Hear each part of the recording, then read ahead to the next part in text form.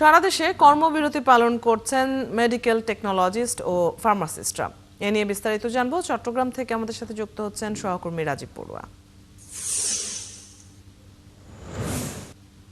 রাজীব, সারা দেশের মতোই চট্টগ্রামেও মেডিকেল কর্মকর্তাদের কর্মবিরতি চলছে, সেখানকার পরিস্থিতি জানাবেন এবং মেডিকেল কর্মকর্তারা আসলে কি কি দাবির কথা বলছেন এবং এতে রোগীদের ভোগান্তি কেমন দেখছেন?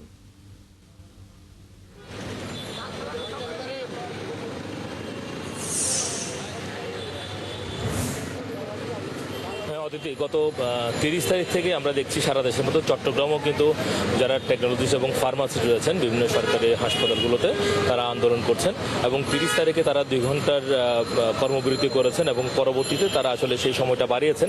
আজকে তাদের পূর্ণ দিবস কর্মবিরতি ছিল, কিন্তু তারা বলছেন যে রোগীদের ভোগান্তির কথা চিন্তা করে তারা সেই সময়টা কমিয়েছে। এখন সকাল 8টা থেকে দুপুর 12টা পর্যন্ত তারা এই কর্মবিরতি পালন করছেন এবং তারা বলছেন যে 11তম গেট থেকে 10ম গ্রেডে যাওয়ার জন্যই তারা মূলত এই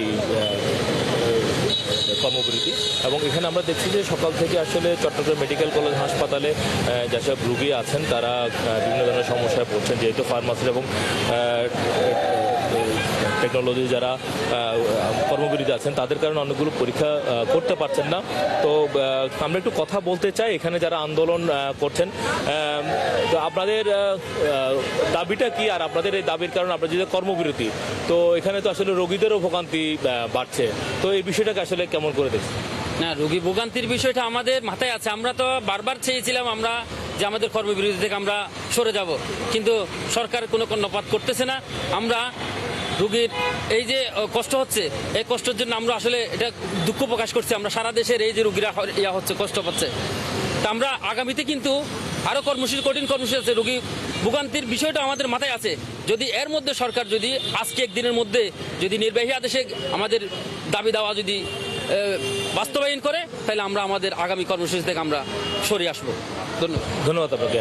অদিতি, আপনি হয়তো শুনছিলেন, তারা বলছেন যে তাদের দাবি যদি আজকের মধ্যে মানা না হয় তাহলে আগামী রোববার থেকে তারা কমপ্লিট শাটডাউনে চলে যাবেন। সেক্ষেত্রে আসলে রোগী ভোগান্তির কথা তারা মাথায় আছে, কিন্তু তারপর তারা তাদের দাবি আদায়ে এই কর্মসূচিতে যাবেন, এইটাই বলছেন এখানে যারা আন্দোলন করছে তারা। তবে এখানে হাসপাতাল কর্তৃপক্ষ বলছে যে যেসব ইমার্জেন্সি সার্ভিসগুলো রয়েছে সেই ইমার্জেন্সি সার্ভিসগুলো আসলে চালু আছে।